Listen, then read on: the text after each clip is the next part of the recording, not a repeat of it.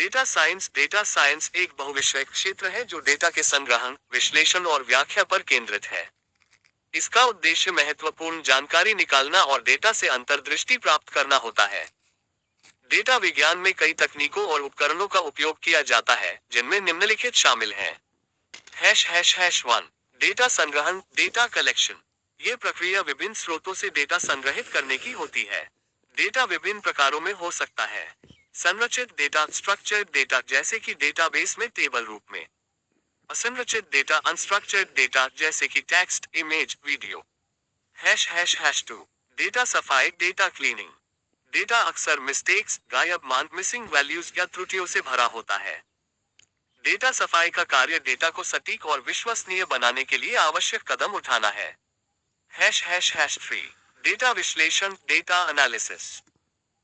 Data विश्लेषण में विभिन्न तकनीकों और विधियों का उपयोग किया जाता है ताकि डेटा से अर्थपूर्ण जानकारी निकाली जा सके।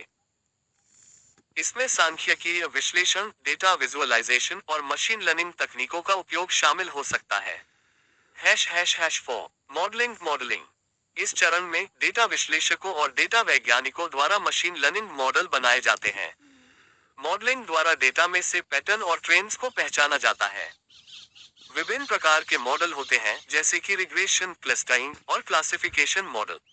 Hash hash hash five, data visualisation, data visualisation.